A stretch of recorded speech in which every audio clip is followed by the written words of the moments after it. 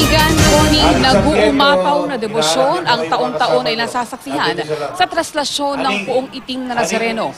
Ang debosyong yan ang naging laman ng mensahe ni Manila Archbishop Luis Antonio Cardinal Tagle sa idinaos ng Midnight Mass kaninang hating gabi dito sa Quirino Grandstand.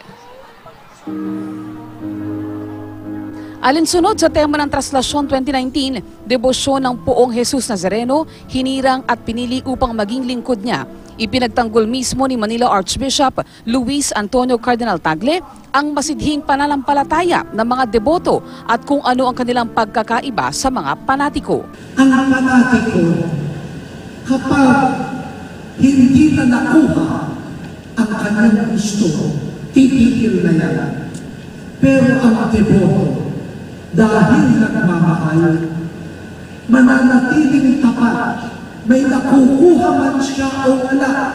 Ayon sa kardinal, dahil si Jesus ang maituturing na unang deboto na bumaba mula sa langit, marapat na si Jesus din ang maging huwara ng mga deboto ng Nazareno. Ang mga deboto raw, kahit magkasugat-sugat at masaktan, hindi nila alintana basta't maipakita lamang nila ang kanilang katapatan at wagas na pagmamahal. Deboto lamang ang makakaunawa niyan. Pag hindi ka deboto, kukwestiyonin mo yan. Si Tagle ang tumayong homiles sa Midnight Mass na pinangunahan ni Monsignor Hernando Coronel, ang rektor ng Quiapo Church. Dumalo sa misa sina PNP Chief Director General Oscar Albayalde, NCRPO Chief Director Guillermo Elizar at MMDA Chairman Danilo Lim. Sa taya ng pulisya, umabot sa 125,000 ang bilang ng mga tao sa Quirino Grandstand na dumalo sa misa. Matapos ang misa, sumunod naman ang mga pagtatanghal at kahit idinaraos ang misa, tuloy-tuloy pa rin ang pag-usad ng pila para sa pahalik.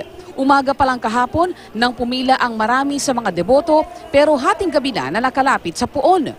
Ang ilan naman kahit pa may iniintang kondisyon at karamdaman, matyaga pa rin pumila. Gaya ng stroke survivor na ito na mag-isa lang na nagtungo sa Quirino Grandstand. Hirap na hirap.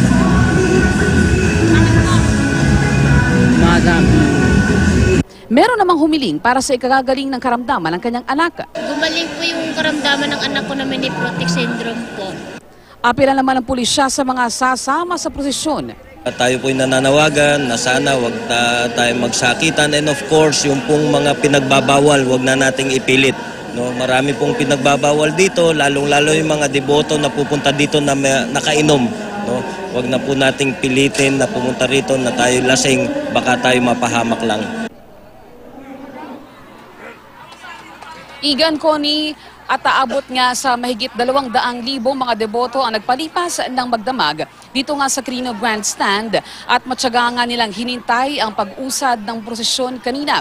At batay sa pinakahuling pagtala ng MMDA na kasama sa mga ahensya na tumututok nga sa traslasyon ngayong taong ito ay aabot sa 74 na mga medical cases ang kanilang naitala. Yan yung mga dinala sa kanilang first aid station dito sa Quirino Grandstand. Karamihan sa mga medical cases na yan ay kinabibilangan ng mga deboto na dumanas ng pagkahilo at high blood pressure. Meron ding 5 naitala na mga kaso ng trauma o yung mga dumanas ng pagkasugat dahil nga ang mga deboto na sumasama sa prosesyon at dito sa pahalik ay karamihan sa kanila ay nakayapak. Sa mga oras na ito ay unti-unti na ring nakiklear itong parade ground ng Quirino Grandstand. Ang concentration ng mga deboto ay naroroon na nga sa Katigbak Drive dahil naroon na sa direksyong iyon ang andas ng Poong Itim na Nazareno. Balik sa inyo, Igan, Connie.